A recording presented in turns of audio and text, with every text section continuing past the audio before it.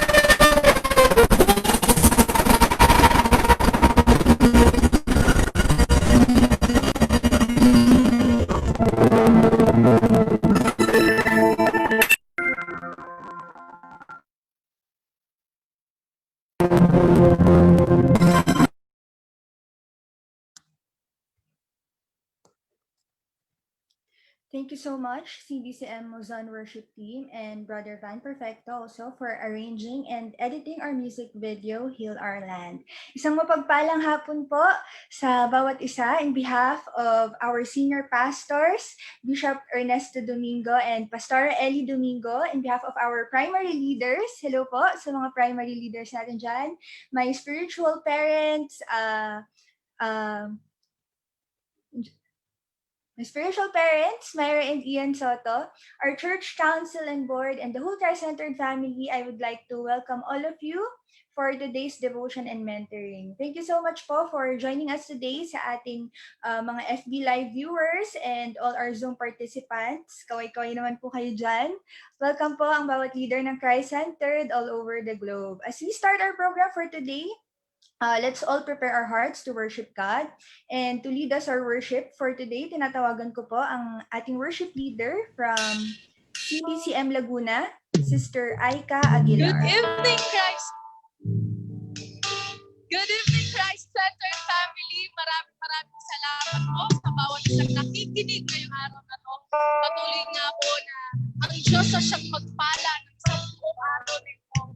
Patuloy nga rin natin samahan, magsama-sama tayo kung isang puso, isang isip na purihin natin ang Panginoon ngayong araw nito. Ngayong gabi ito, pangunahan tayo ng banal na Espiritu.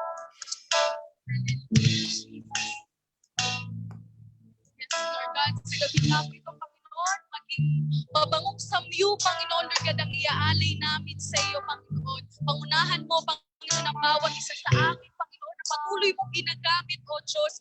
Ganon din naman sa mga makakasama namin makinig, Panginoon, mag-aral ng iyong salita, Lord God. Tataguin mo, Panginoon, ang bawat isa sa amin, Panginoon. Pangunahan mo, Panginoon, ang banal na Espiritu mo, Panginoon, ang pagkagawain ito, Lord Jesus. Ikaw ang maparangalan, Panginoon, sa aming kalagitnaan, Lord God. Patuloy natin awitan ng Panginoon.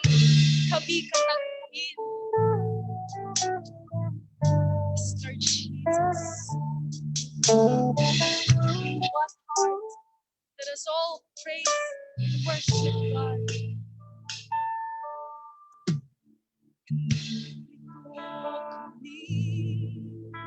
Nagpapakumbaba sumasamba sa isang Diyos. Anak namin, paritan ng iyong mukha. Sa iyong Panginoos at sa himig namin, langit na langit.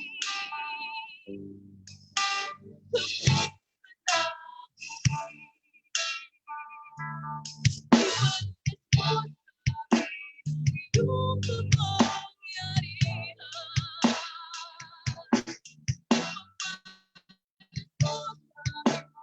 yung kanwalhatian,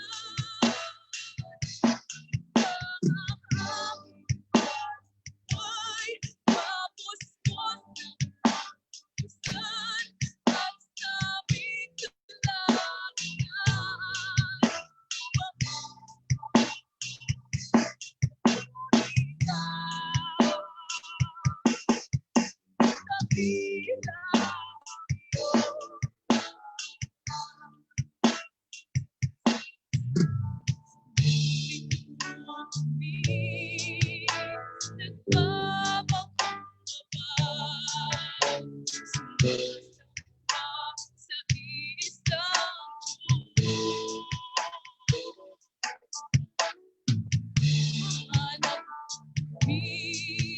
Balikan ang iyong mukha.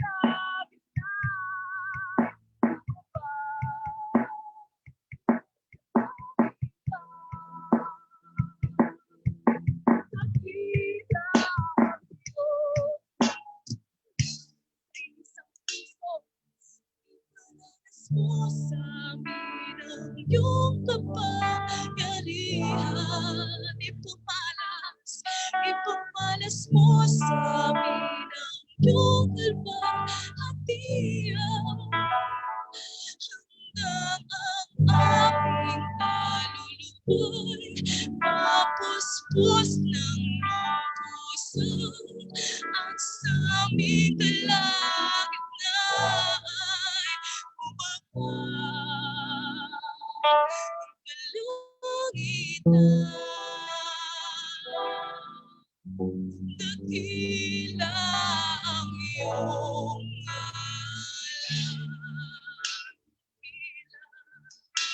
dakila ang iyong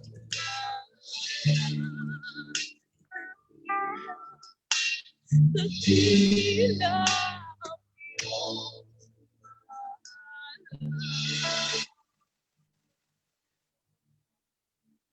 Tuloy nga, Panginoon, ang bawat isa, O Diyos, ay puspusin mo po, Panginoon, ng iyong banal na Espiritu, Panginoon. I-open mo, Panginoon, ang aming spiritual understanding, Lord God. I-open mo ang aming spiritual eyes, Panginoon, ang aming spiritual ears, ang aming spiritual hearts, Panginoon, at kayo din ako, Panginoon, ang bawat isang makakapakinig, Panginoon, Lord God, magtuturot, gagamitin mo, Panginoon, sa gabing ito, Lord God, ay bigyan niyo po, Panginoon, ng wisdom, ng knowledge, Lord God, at bigyan mo nga Panginoon, ang bawat isa sa amin ng puso, Lord God, na nagpapaturo, nagpapakumbaba, nagpapasakos, Panginoon, Lord God, at handang makinig, Panginoon, Lord God, sa mga salita mo sa gawa ito, Panginoon. Ikaw nga po, Panginoon, ang siyang makapapurihan. Pangunahan kami, Panginoon, ng iyong banal na Espiritu, Panginoon. Maraming salamat po. In the mightiest name of your glorious Son, Jesus. Thank you, Lord. Amen. Amen and amen. Thank you so much, CBCM Laguna Worship Team and Sister Aika, for leading us into that heartfelt worship. May God continue to bless all of you. Again, I would like to welcome everyone na nakatune in po ngayon sa ating FB Live at sa ating Zoom. Welcome po ang bawat isa. Welcome ang ating mga daughter churches and all our brothers and sisters in faith all over the Philippines and abroad. Right now po, we will proceed na sa ating devotion. Let us all welcome our pastor from CBCM Laguna, Pastor Jess Capan. Praise God. Magandang gabi po sa binubuo po ng Christ-Centered Family Church. Magandang gabi po, Tatay Bishop Ernesto. Magandang gabi rin po, Nanay Ellie. Salamat po sa pagkakataong ito na ako po ay makapag-speak dito po sa devotion natin.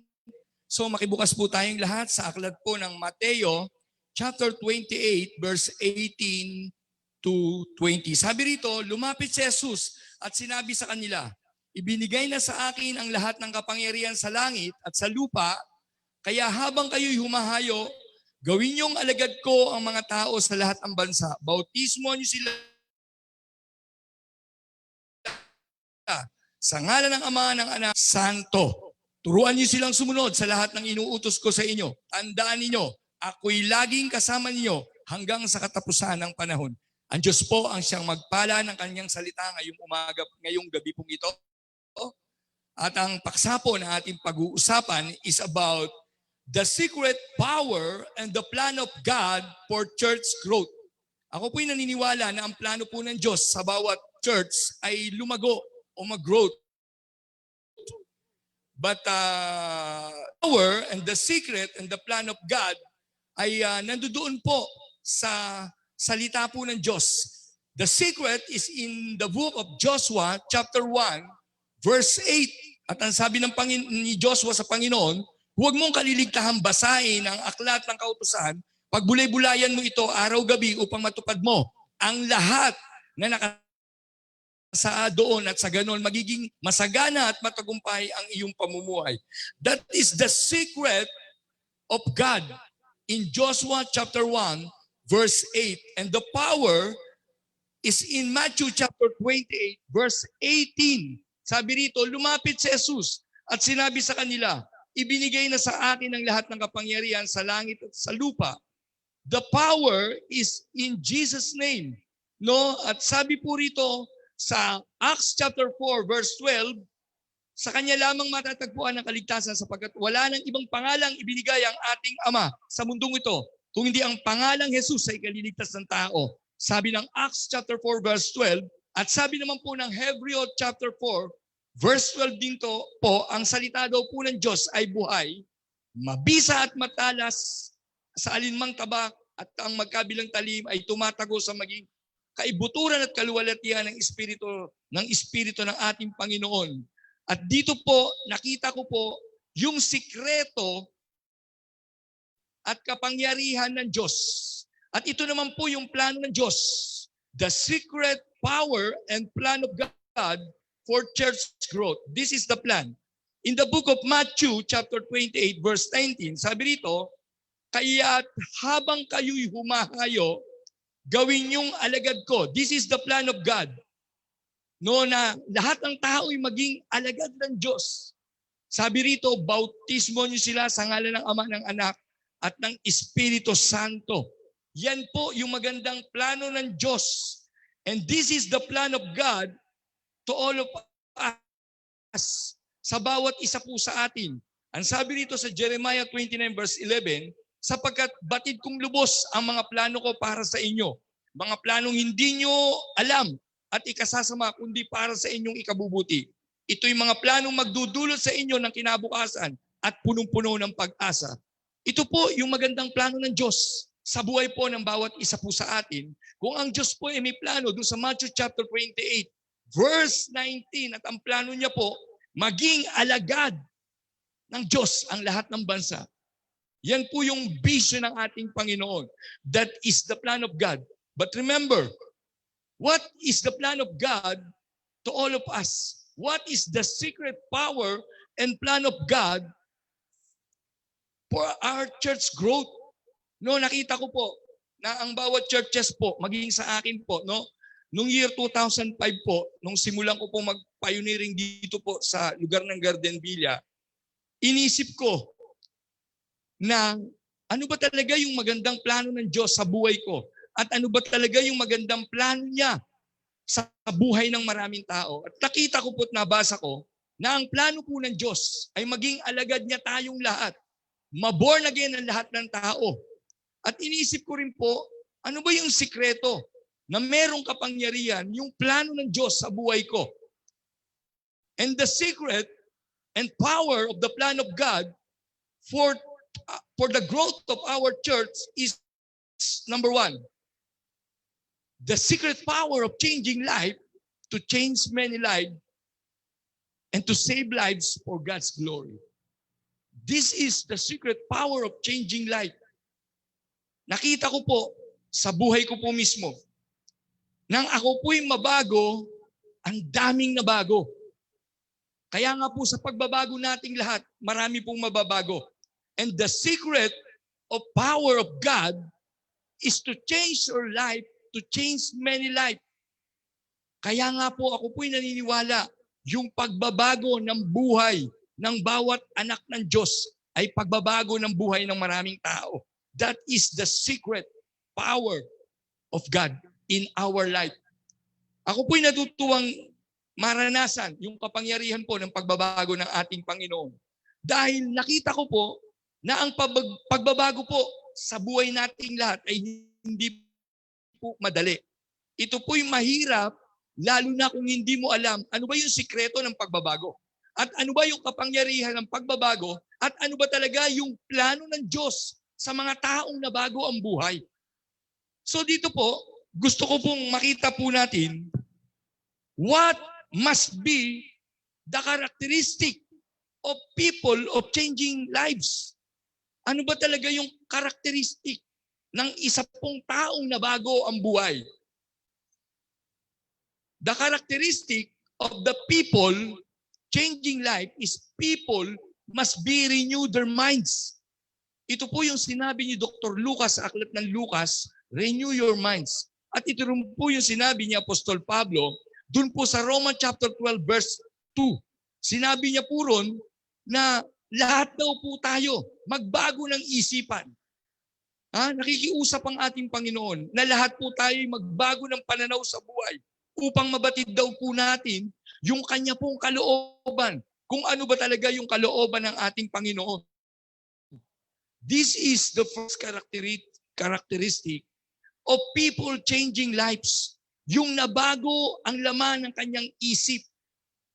No, ako po'y naniniwala na itong pagkakataong ito na maraming tao ngayon ang mag-iisip na yung pagbabago ng kanyang buhay sa pamamagitan ng salita ng Diyos ay pagbabago ng buhay ng maraming tao. Renew your mind na ang tunay na pagbabago ay yung taong nabago ang kanyang isip upang mabago yung kanyang buhay. Kaya nga po ako po'y naniniwala na kung nabago ang buhay mo, maraming mababago sa buhay mo. This is the characteristic of people changing lives. People must be renewed their minds. And number 2, people must renew their lives. Yung pong taong nabago ang kanyang buhay, uulitin ko po, ang tunay pong pagbabago ng buhay ay hindi dun sa wala ka ng bisyo, hindi ka na nagmumura, no? Hindi ka na gumagawa ng masama. Ako po natutuwang maranasan yung totoong pagbabago ng buhay. Ang totoo palang pagbabago ng buhay, binanggit po dun sa 2 Corinthians chapter 5, verse 17. Ano sabi doon? Kung ikaw ay bagong nilalang, wala na yung dati mong pagkatao. Meaning to say, maraming gustong maging katulad mo. No, to God be the glory. 2005, nang simulan ko pong ayusin yung aking isip. Kaya nga sabi ko, don't think negative in this negative world. Think always positive in this negative world. Sapagkat ang Diyos ay naghahanap ng mga taong mapapagkatiwalaan niya. At ang Diyos ay naghahanap ng mga taong may tiwala sa Kanya. Church, this is the characteristic of people changing lives. People must renew their minds. And number 2, people must renew their lives. Yung tunay pong pagbabago ay hindi lang pagbabago ng buhay, kung hindi pagbabago ng kalagayan ng buhay. Kaya nga pong masarap isipin na maraming tao na nag-aabang sa pagbabago ng buhay mo. At ang pagbabago po ng buhay hindi yung taong nakinig ka lang sa salita ng Diyos. Hindi yung taong pinagpala ka lang ng Diyos. Hindi yung mga taong umaattend lang every Sunday sa church. Hindi yung mga taong nakikinig lang ng salita ng Diyos. Kung hindi ang totoong taong nabago ang buhay ay yung mga taong ipinamuhay yung salita ng Diyos. Kaya nga po, Christ-centered family, nakakatuwang isipin na sa pagbabago ng buhay nating lahat, hindi lamang po yung lalawigan ng Laguna, hindi lamang yung lalawigan ng Rizal, hindi lamang yung lalawigan ng Quezon, Zambales ang mababago. Kung hindi, mababago din po yung bansang Pilipinas. People must renew their lives. Ang totoo pong pagbabago ay yung mga taong nakakita ng mga taong nangangailangan. Ito po yung totoong pagbabago. Kaya nga ngayon po, sa panahon natin ngayon, dumaranas po tayo ngayon ng COVID, dumadanas tayo ngayon ng bagyo. Ito po, may bagyo po tayo. But always remember, our God is always besides every one of us. Hindi po nawawala ang Diyos sa tabi mo. Lagi siyang naririyan sa tabi mo upang ikaw ay tulungan sa mga bagay na hindi mo kaya. Kaya nga, yung totoong pagbabago po ay naroon po sa mga taong nakikinig ng salita ng Diyos. The characteristic of people changing life is not only people renew their minds, is not only people renew their lives, but people renew their heart. Ang Diyos po ay nakatingin sa puso ng tao, sabi ng 1 Samuel chapter 16, verse 7. Sabi niya po doon, ang tao ay nakatingin sa panglabas, ngunit ang Diyos po ay nakatingin sa pangloob ng puso ng isang tao. Kaya nga po, ang totoong nabago ay yung mga taong nagbukas ng puso pagdating po sa salita ng Diyos. Renew their hearts. Masakit isipin na sa buhay nating lahat, merong iba't ibang pagsubukang dinadaanan. Ngunit sinabi ng ating Panginoon sa James chapter 1 verse 12, mapalad ang mga taong sa kabila ng pagsubok ay nanatiling tapat sapagkat pagkakalubang kita ng putong na pagpapala. Ang Diyos po ay nakikita anumang kalagayan ng buhay natin ngayon. At kung ikaw ay nasasaktan ng Diyos. At kung ikaw ay nahihirapan ng Diyos. Ngunit dapat nating daanan ang mga bagay na ito. Hindi para saktan ng Diyos yung ating kalooban, kung hindi para maramdaman po natin kung gaano tayo kamahal ng ating Panginoon. No, masarap isipin na sa buhay ng isang tao na ang pagbabago ng laman ng kanyang puso ang totoong pagbabago ng kanyang buhay. Year 1994 po, nung maborn again si Pastor Jess sa lugar po ng Sinalhan. Matigas po ang aking puso sapagkat pinatigas po ito ng mga pangyayari sa aking buhay na hindi ko pinlano. But this is the plan of God. At sabi ng Panginoon sa Isaiah chapter 49 verse 1 hanggang 2 po, nasa sinapupunan pa lang po pala ako ng nanay ko, pinili na ako ng Diyos. Upang upang maging arrow of the Word of God. At ngayon po nakita ko, lahat po ng hapdi, lahat ng kirot na naranasan ko, mula nung ako po'y bata, at hanggang sa ma-encounter ko ang ating Panginoon, dun ko naintindihan na kung gusto mong maging anak ng Diyos, dapat maramdaman mo ang Diyos sa puso mo. Hindi ko po makalimutan yung kantang Change My Heart, O God. Lagi ko sinasabi sa Panginoon, Lord, baguhin mo yung laman ng puso ko. Sapagkat ang puso ko nung araw ay punong-puno ng galit. Punong-puno siya ng anger, punong-puno siya ng hatred, punong-puno siya ng rebellion spirit. But God, help me na maramdaman ko yung kanyang kapangyarihan sa pamamagitan ng kanyang salitang pumasok sa loob ng aking puso. And this is the characteristic of people changing lives. People must renew their hearts. Madaling magpatawad sa bibig, ngunit mahirap magpatawad sa kaibuturan ng ating mga puso. And I believe the secret and power of the plan of God for church growth is your changing life to change many lives. Yung pagbabago ng buhay ko para sa pagbabago ng maraming buhay. Gusto ko rin pong makita natin na ang pagbabago ng buhay ng bawat isa po sa atin ay pinangarap ng Diyos para sa kanyang kapurihan. At ang magandang plano niya upang ang lahat ng bansa ay maging alagad ng Panginoon. Nakasalalay ito ngayong gabi sa pakikinig mo na maintindihan mo na ang Diyos ay merong magandang plano sa buhay mo. Plan to change your life, to change many lives. Plan to use your life, to become useful life, not useless life. Ang useful life ay yung mga taong merong gustong maging katulad nila. Hindi lamang yung taong marunong maggitara, marunong mangaral, marunong kumanta, marunong sumayaw, kung hindi yung mga taong nabago ang buhay. That is the secret plan of God. Not only to change my life, to change many life, but to use your life to become useful. At ang taong useful ang buhay, merong gustong maging katulad niya. Ang useful na tao ay yung mga taong patuloy na sumusunod sa salita ng Diyos. Not only to become useful life, but the third plan of God is to bless your life, to become a channel of blessing. Ngayong gabing ito, naniniwala ako na isang pagpapala ang buhay mo para maging pagpapala ka sa maraming tao. Sapagkat yan, ang magandang plano ng Diyos sa buhay nating lahat. Hindi tayo nabubuhay para sa sarili lang natin.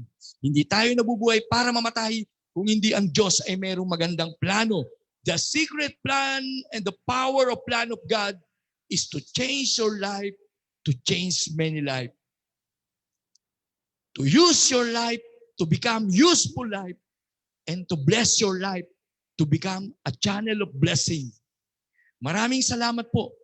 Naniniwala po ako sa maikling salita ng Diyos ngayong gabing ito. Itong salitang ito ay nakapasok sa puso mo na mayroong plano ang Diyos sa buhay ng bawat isa sa atin. At ang plano niya, baguhin ka para maraming mabago. Gamitin ka to become useful, maging kagamit-gamit, at pagpalain ka para maging pagpapala ka. At ang plano ng Diyos ay maging alagad niya ang lahat ng tao at ang lahat ng bansa. Maraming salamat po. Tayo po'y sumandaling pumikit at tayo po'y manalangin. Salamat po, Panginoon, ngayong gabing ito. Isang pagpapala po sa aming lahat na maintindihan namin yung magandang plano mo sa buhay namin. Na hindi kami nabubuhay para lang sa sarili namin. Kung hindi nabubuhay kami for only one purpose. Your purpose is to change our life, to change many lives. And to use our lives to become useful life and to bless our life, to become a channel of blessing. Salamat po. Pagpalain mo po ang bumubuo ng Christ-centered family. Pagpalain mo po ang lahat ng mga primary. Pagpalain mo po ang lahat ng 144. At pagpalain mo po kami lahat at maging pagpapala po kami para sa lahat ng tao. Maraming salamat po. Sa iyo po namin ibinabalik ang lahat ng papuri. Ang lahat po ng pasasalamat. Lahat po tayo magsabi po ng Amen and Amen and Amen. Amen. Ng Panginoon, Amen. maraming salamat po sa inyo lahat. Amen. Amen po, Pastor Jess. It really takes a renewed mind, a new heart, and a new life to truly live for the Lord and live for His great commission to rise up disciples and disciples among nations. So thank you so much po, Pastor Jess, for sharing us that very powerful and encouraging devotion. God bless you po and the whole CBCM Laguna family. Now, for our reminders, wag po natin kalimutan na mag-take down ng notes. And after po ng ating mentoring with Bishop, magkakaroon po tayo ng question and answer portion. You may ask questions about leadership or anything po regarding our topic for today. Huwag po kayong mahiya na mag-send ng inyong mga questions. Babasahin po namin lahat yan, lahat ng katanungan niyo po. So feel free to comment down and send us your question. You may PM me or you may chat po sa ating chat box sa Zoom. And you may also comment on Facebook your prayer concerns. So hindi na po natin patatagalin pa. Allow me to introduce our mentor for today. Let us all welcome our beloved senior pastor, Bishop Ernesto Domingo. Thank you, Angel. Salamat sa iyong pagpapakilala. Salamat din sa message na ibinigay sa atin ni Pastor Jess. The secret plan of God in our lives to be useful for His kingdom. So, salamat. At hindi nga mangyayari pag hindi na bago puso't isipan natin. So, ngayong gabi, I'd like to share to you what is the secret. Anong sikreto ng isang tao para tumanggap sa Panginoon? And sometimes we recognize God, Jesus, we come to Him, and yet we are rejected. Naranasan niyo ba yan? No? Yung ma-reject ka, ano ba kailangan talaga? No, ng isang Kristiyano. Naalala ko nung tayo ay nagpapasimulang itayo yung ating church building. Nakatayo na 'to eh. Kaya lang naka-wall lang, walang bubong, walang frame sa bubong. Wala pang ang tie beam doon sa dulo ng taas ng hollow block. Wala siyang tie beam. So, meron akong ginawang isang paraan. Gumawa ako ng sulat para sa pagtulong sa ating governor during that time. But the first attempt was rejected. And then, gawa na naman uli ako the second time, but another rejection I received. So sabi ko, Lord, if this is your will, sabi ko, mangyayari. Pero then somebody pushed me to write again another request, but hindi na ako nag-request. Hindi na ako nakadalawang request ako, but nothing happened. But may mga nagpupush sa akin Siya, mag-request ko pa, baka sakaling ano, pero hindi na ako natin. Alam mo yun, nangyari, si Gob mismo ang dumating doon sa building eh. No? Dumating si Gob. Kasama ng mga taga Kapitolyo at yung taga-Isla na si Cali yun, yung kanyang secretary. Umatin sila doon sa gawain.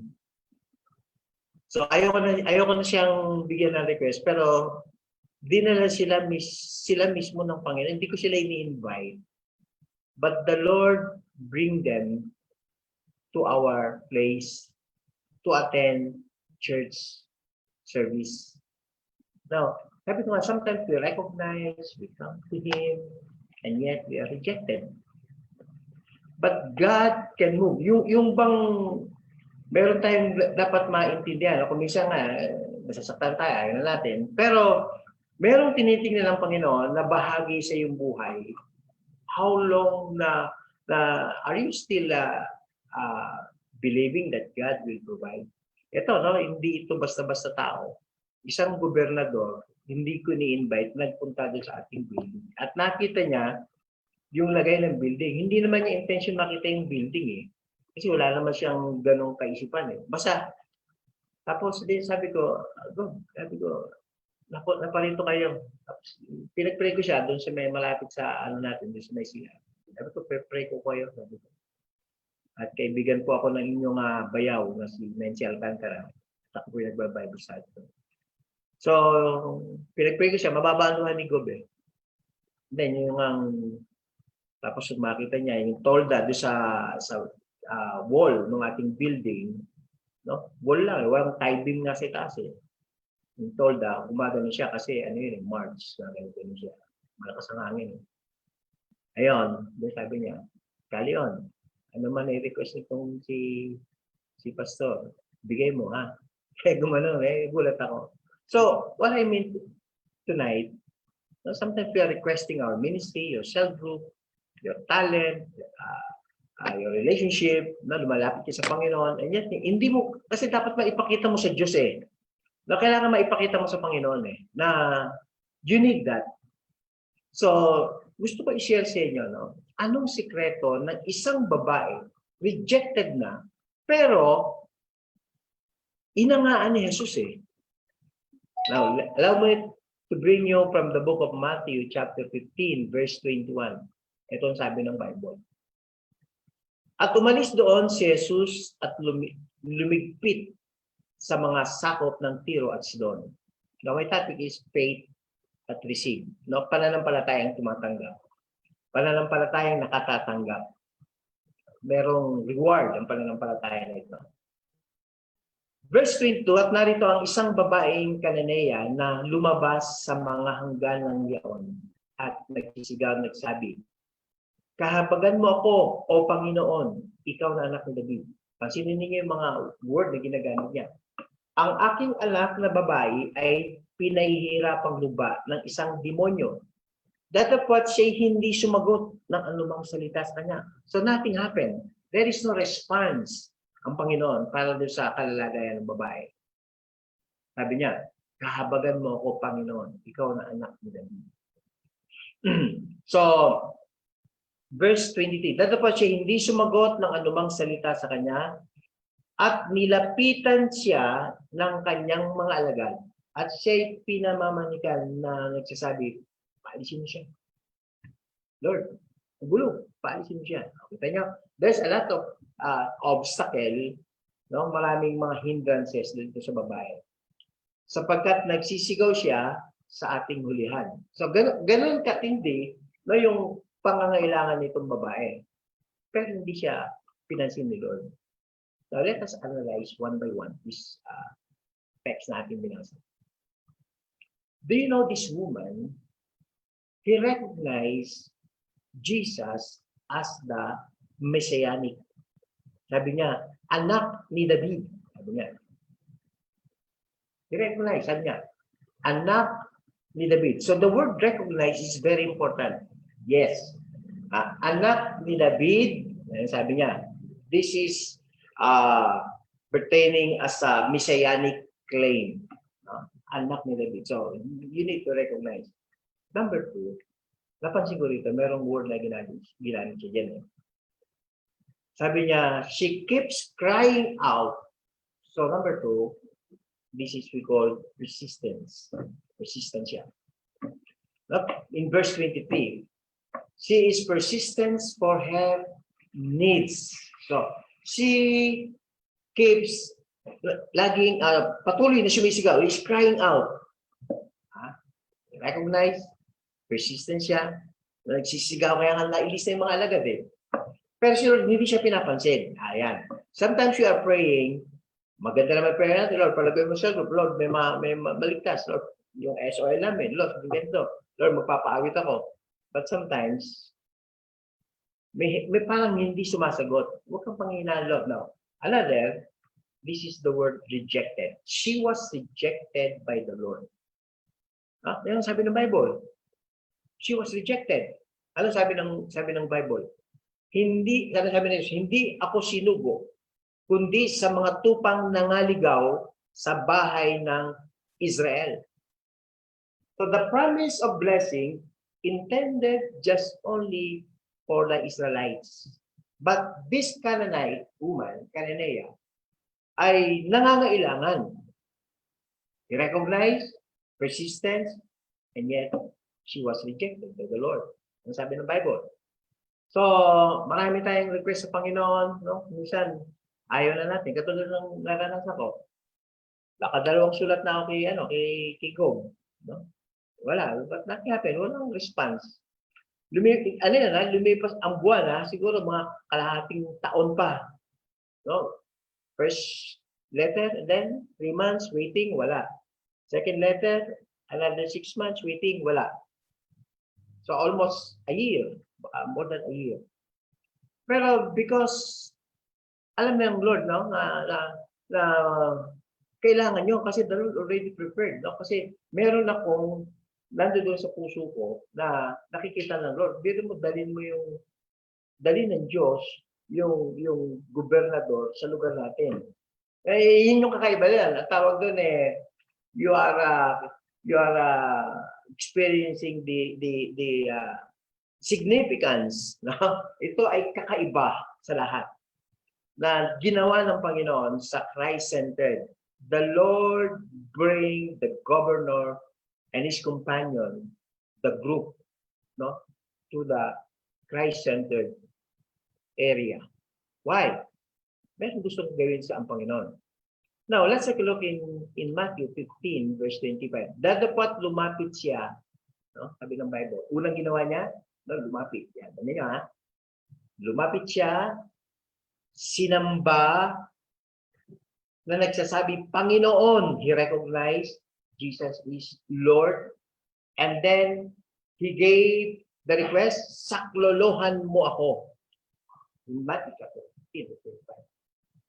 So, sabi ng Bible, dapat lumapit siya at siya'y sinamba. Kailangan, worship mo. Lumapit ka, come to Jesus, no? And then recognize Him as the Lord.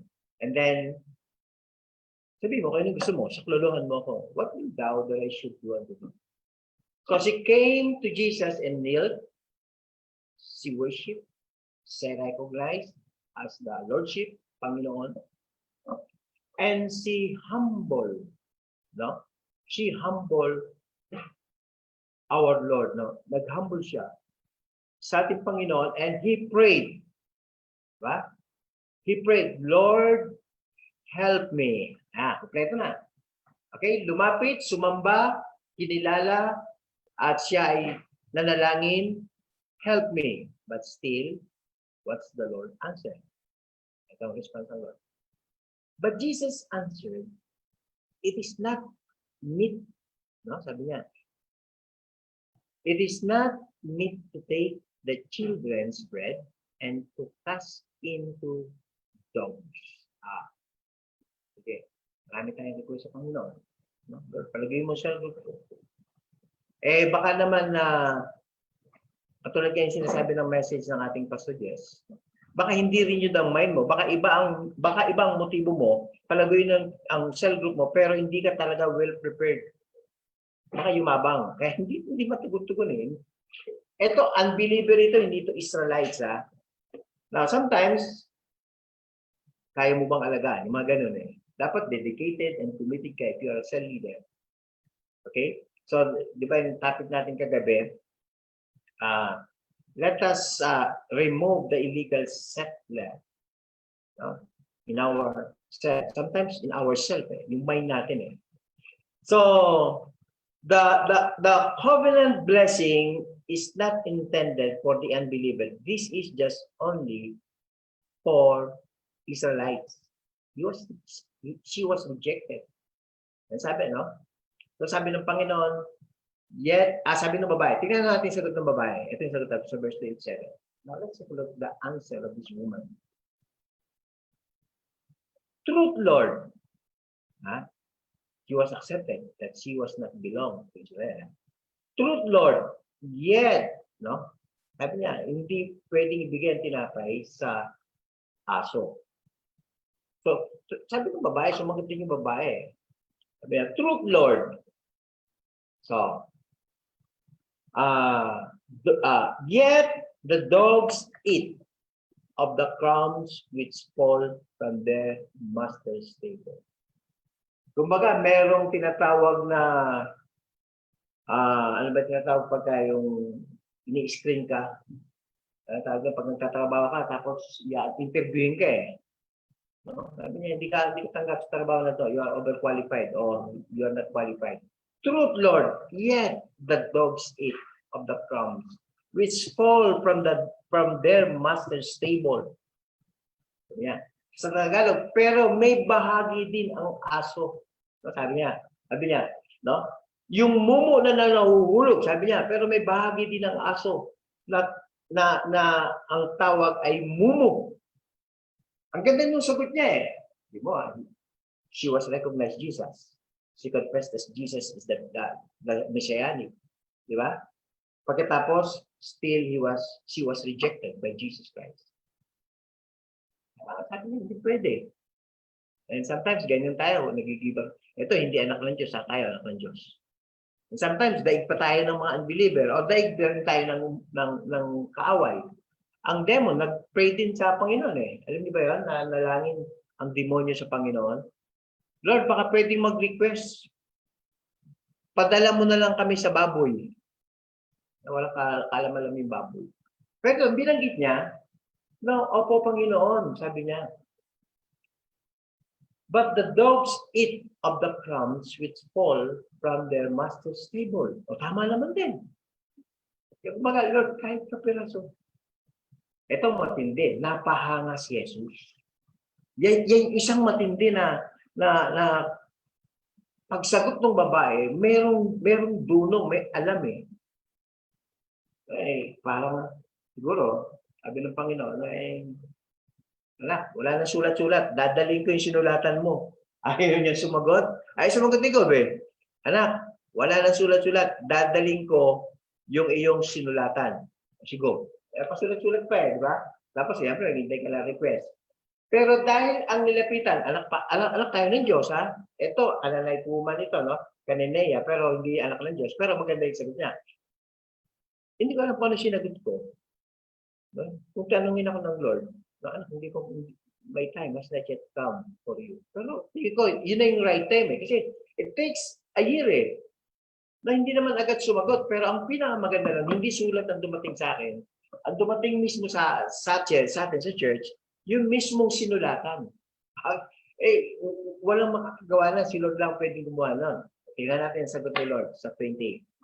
Nang magkagayon, ay sumagot si Jesus at sinabi sa kanya, O babae, malaki ang pananampalataya mo.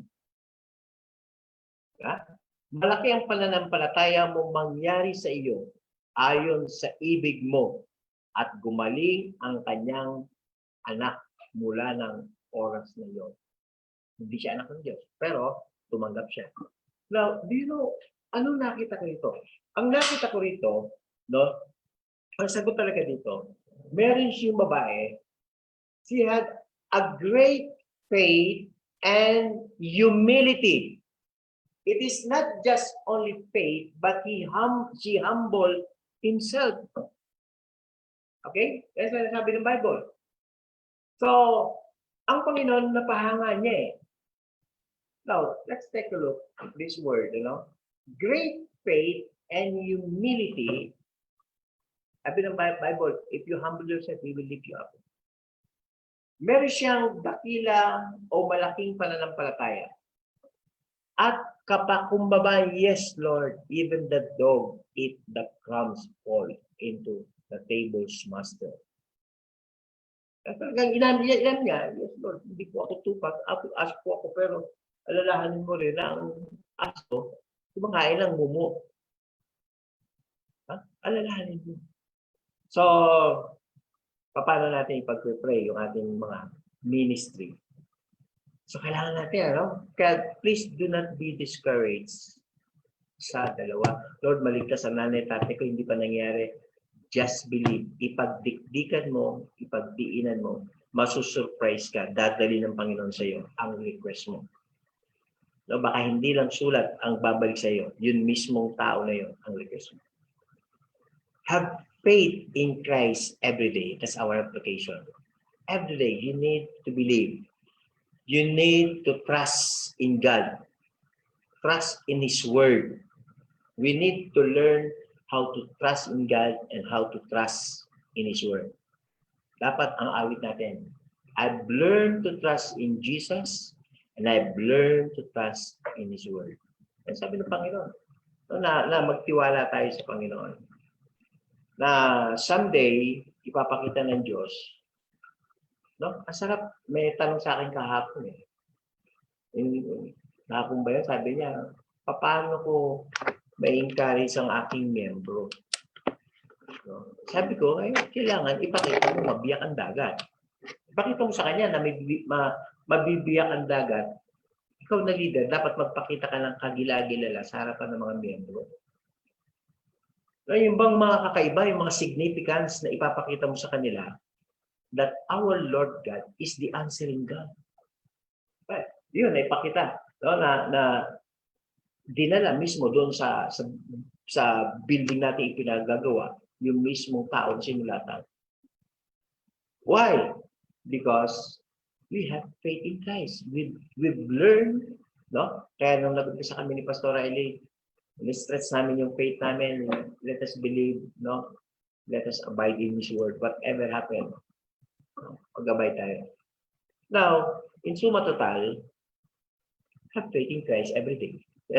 Have faith in Christ every day. And then, with work, because faith without work, is the result. So, faith that receive, if you act on it, pagka ito ay isinapamuhay, ginawa mo, at magandang samahan mo ng pagpapakumbaba. Kasi ang challenge natin dito, ito hindi anak ng Diyos. Binigay. Tayo anak ng Diyos. Di ba? Mas lalong ibibigay ng Panginoon. Kaya lang, pag tinatanong ka lang ng Panginoon, anak, saan mo ba gagamitin ang trabaho mo? Baka mamaya, kung saan ka lang magpupunta, kung saan ka lang, ano-ano lang bibilin mo. Tapos nakikilala, my God will supply all my need. Meron na akong opo, meron pa akong mga cellphone na ipon. Hindi ganun. Dapat talaga. Dapat everything, whatever you ask, this is for the Lord's glory. Kasi, kailangan pag humingi ka talagang dapat, parang ganito lang eh. Ito yung very striking sa akin. Lord, ako bahala sa kaharian mo at saka sa katwiran mo. Bahala ka sa pangangailangan ko. This is very powerful sa akin yan. Lord, bahala ako sa katwiran at kaharian mo. Bahala ka. At alam kong bahala ka na sa pangangailangan ko. Kanina, minemeditate ko yung light and the soul. Ang dami sabi ko, Panginoon. Sabi ko, paano namin? Alam na namin light and the soul, pero kailangan lang. Maintindihan namin talaga ito mas malalim pa sa pag-iisip. Dapat deep inside, in our heart, and then until such time we confess because we believe. So, faith that received is coming from great faith with humility. Sige, palagawin natin ang self natin, ang process natin. Humingi tayo sa Panginoon. Papatunayan natin, ipakita natin sa ating mga miyembro that our God can can break, can divide the sea, you know, yung dagat pwedeng mabiyak. Minsan kailangan nilang makita talaga eh, no, yung wonders, no? Minsan puro sign na lang, walang wonders. Dapat signs and wonders. Okay, I believe now because God is our answering God, nothing is impossible to Him. Okay? Kaya yung pagbabago, maganda yung message niya, no? Hindi mo makikita ang pagbabago ng iba pag hindi ikaw nagbago. You need to change Christian lives in order to see the changes of your surroundings. Pag binago na bago, ikaw mismo kusang loob, that's your involvement. Renewed your mind. Put off your old life and turn on. It is you who will perform that kind of word, that a lot of promise. You need to change. So tonight, no? Another verse in John chapter, alam mo ito rin, huwag magulumihanan ang inyong puso. Magsisampalataya kayo sa Diyos, sabi ni Jesus, magsisampalataya naman kayo sa akin. So believe in God, believe also in Him. Pero meron kayo kung minsan na konting usapan, no? Kailangan maipasa mo yung question ng Panginoon eh. Pag naipasa mo yung question ng Panginoon, ibig sabihin, tama ang puso mo. Kasi tama ang maisasagot mo. Pag tama ang puso, tama ang maisasagot. Pag mali ang puso, mali rin ang isasagot. So, kaya naging tama ang puso, nagbago ka ng lahat ng iyong pananaw sa buhay. Sa isip, no? At nakita ng Diyos, kahit mahina ka, yung hindi mo kaya, nakita ng Diyos, totoo, kaya lang mahina ka, gagawa ang paraan ng Diyos. Gagawa siya ng paraan. So, have faith in Christ every day. Not only 3 buwan, then pang-4, hindi na. No. Kahit anong mangyari. Okay? Kahit anong mangyari. So, remember, faith that received is faith and humility with the Lord. Yes, kasama yun. Recognizing, no, sabihin mo kung ano yung kanyang title, pwede yun. No? Come to Him, and then ask your request. Then sometimes, the Lord said, wait. Yun ang wait.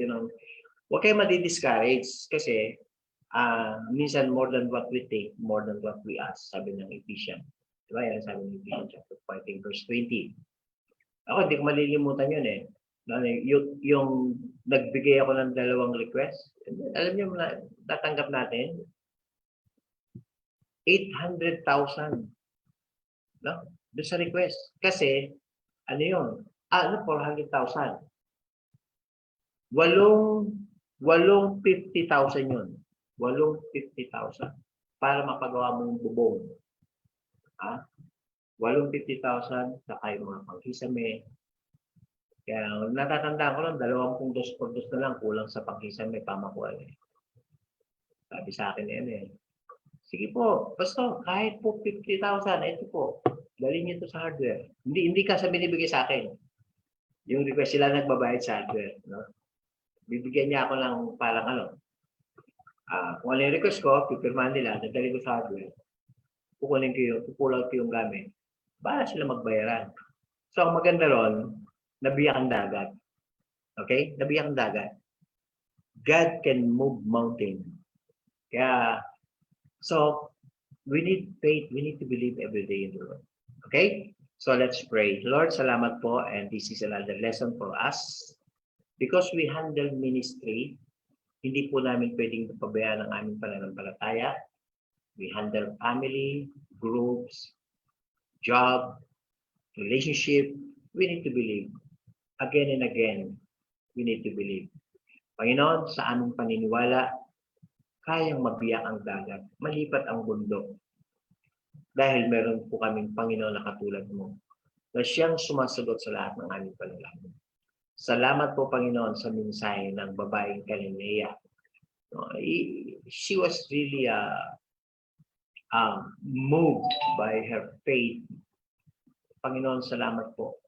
Talagang ipinush niya yung kanyang pananampalataya. And she humbled himself before you. Tulungan mo kami magpakababa. Salamat po sa mensahe na ito. The faith that received is the faith plus humility. Palayan kami sa pangalan ni Jesus. Amen. Amen. Amen. So thank you very much and may the Lord bless you, Angel. Amen. Thank you po, Bishop, for encouraging us once again. Salamat po sa buhay niyo, sa buhay ni Pastor Ellie, and may God continue to bless you po and your whole family. Right now po, Bishop, dako na po tayo sa ating question and answer. Meron po tayong isang katanungan. Kung meron pa po mga hahabol ng tanong, feel free to comment down po or send us a message. So, Bishop, ito po yung first question. How do we help members who are resisting their calling? Yung matagal na sa church, pero hindi tanggap na para sila sa discipleship. Well, siguro it's up to their leader how to vision cast, how to explain, how to impart the vision.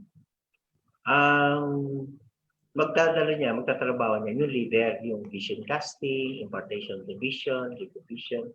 Then from time to time, kasi isa yun sa ano natin sa ipinapakita natin sa miyembro na people is very important in the sight of God. Sila yung totoong kayamanan. So the leader must encourage, must motivate their own cell members. No, para magkaroon sila ng pasanin. Ngayon, pagka ginamit mo lang yan once, twice, thrice, dapat from time to time, bibigyan mo ng burden. For example, alam mo, may mga kaibigan ba kayo? Mahal ng Panginoon yan. Ano kaya gumawa tayo ng isang kainan, tapos bawat sa inyo mag-i-invite ng tiga-tagalaw. Then, through that, nali-develop yung kanilang burden. Talaga ang cell leader ang gagawa ng paraan to motivate their cell member. Hindi naman sila mag-win doon Ang tatrabahin lang nila, i-communicate. And then, suddenly, patitikimin mo rin sila na, alam mo, may mas maganda tayong pupuntahan pag nag-live class na kayo. Ang sarap, no? Dito matidevelop ang iyong spirituality. Mas lalo kayong mapapalapit sa Panginoon. At sinasabi mo naman, totoo naman yun And then, pagkatapos nun, alam mo, meron tayong ating na-encounter. Ito, mas maganda ito. Mas the best ito pag natin. Siguro yung pag-challenge, pag-motivate is a part of the cell leader. Para makarating sila. Kasi ang laman talaga nagre-refuse yan nagre-reject yan Ini-eradicate niya lahat ng papasok sa spirituality. Totoo yan. Kasi ako, naranasan ka. Ayoko na mag-church But the Holy Spirit lead me and guide me. Kaya normal sa kanila mag-reject, pero nasa leader yun Doon nga mag-challenge yung leadership ng isang leader. Kung meron ganon, na-challenge ako. Kasi bakit?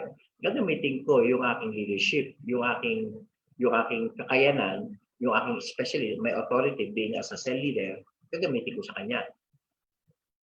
So, pag nagamit ko yun, ako mismo merong benefits na natanggap, na-exercise ko yung aking authority. And then, natututo siya mag-submit sa akin. Siguro, Sister Angel, nasa sa leader, kung paano niya i-motivate yun na mag-process siya.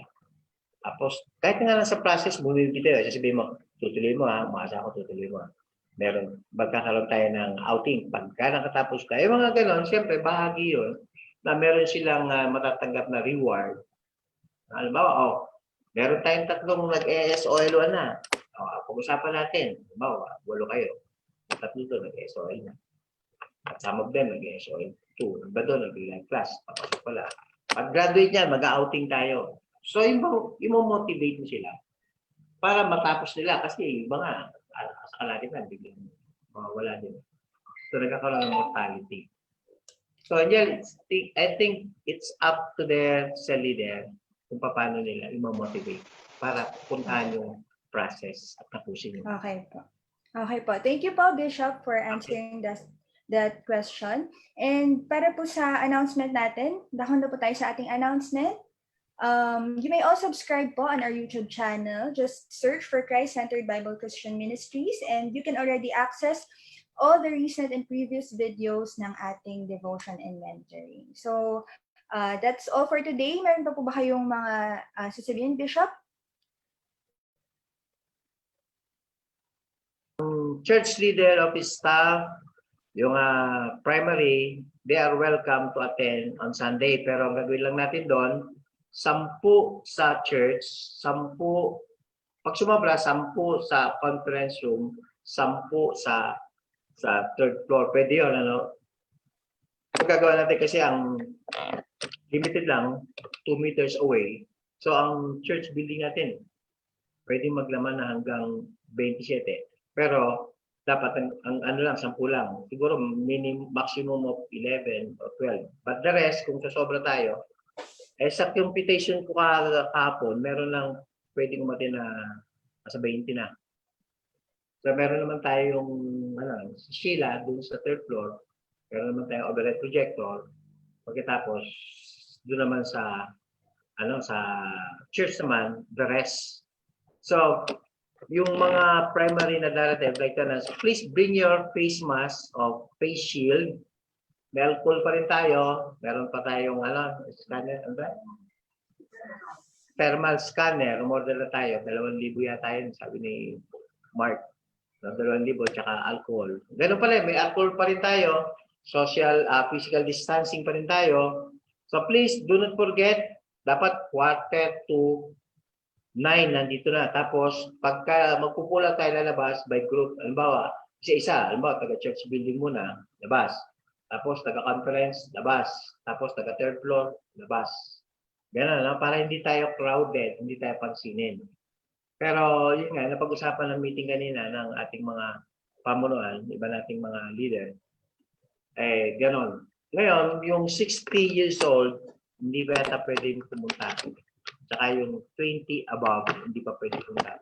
Pero please, ang gagawin lang natin, this is just only good for leader. Okay? 20 pababa, sorry. At 60 pataas. 60 pataas, hindi pwede. Kaya ako, doon lang ako dadaan sa baba, sa CR, para hindi ako mahuli. Kasi 60 na ako, 61 eh. So, okay ba yan? So please bring your face mask. Mga taga-Sambales, huwag muna kayo pupunta sa amin dito. Medyo, marami kayong dadaanan. Sila nanay. Okay, good, very good. Sige, so gano'n, that's my announcement. And then please, I'd like to advise, your tithes and offering is your declaring your faithfulness. Wala muna tayong second service, parang lang muna to, parang lang muna to, dry run. Ngayon, kung talagang hindi natin mapipigilan, maggagawa tayo ng second service, pura natin, 6-10. Gano'n. No? Kapag hindi natin mapigilan, gagawa tayo ng second service, i-schedule na lang natin sila. Okay? So, thank you very much, Angel. Thank you so much sa ating Pastor Jess, mga taga Laguna, sa inyong praise and worship. At dito si Nanay Ellie. Hello po, Pastora. Magandang gabi sa lahat. Good evening po. Yan, taga-Sambales, Glenda. Glenda, Myra, nag-iisa si Myra. Si Mai. Mikoy, yan. Yan, saka si Abigail, at saka si Jordan. Sister B, yan. Sister B. Ay, Sister B. Yung ating mga taga Facebook Live, I'd like to mga taga-Pasig, ano? Yan. Taga-Pasig, Joan Santos. She's watching. Angelica, Apple Vargas, yan, Teresa, Nanay Lilia Juan, bless you. Eden, malayo yan. Mary Villavicencio, si Clark, you're welcome. Team Basbas, yan, taga-Pasig, Laguna, John, Adam. And Jane, Baula, okay. Si AJ, and Sheena. nabasa kayo taga-Facebook kasi yan, si Emmanuel, si Clark, Timwell. Darwin.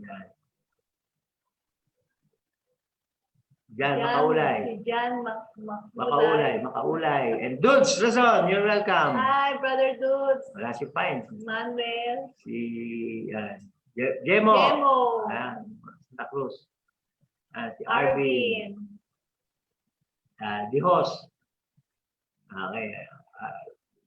Sige. Janet Perez, Marilyn Salazar, Sister sister. Marley. Lian, Lian. Lian, and Kayla, Kiela, Ella. Ulian. Ayan, mga matin. Mary Gail, Gavales, Emmanuel.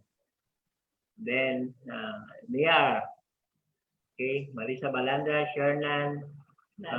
Dami sila kanina, nasa 40. Hi. John, Adam. Jubel, John, Jean, Lay.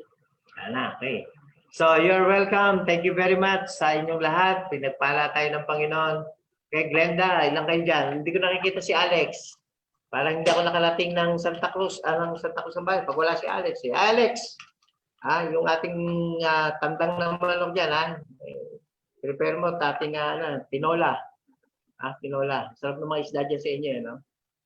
Sister Baby, makimito natin, makimito natin dyan. Makimito. Jel, thank you very much, thank you very much. Thank you rin po, Bishop. You're welcome po. Salamat kay Sheila, kay Abby, andito kay Dani Eli. Myra! Thank you very much, Myra. Nag-iisa ka dyan. Okay. Bye-bye. Ingat. God bless you all. Mag-leave ako, God bless po. Bye-bye. Bye-bye. Bye. God bless po. Bless din po. God bless.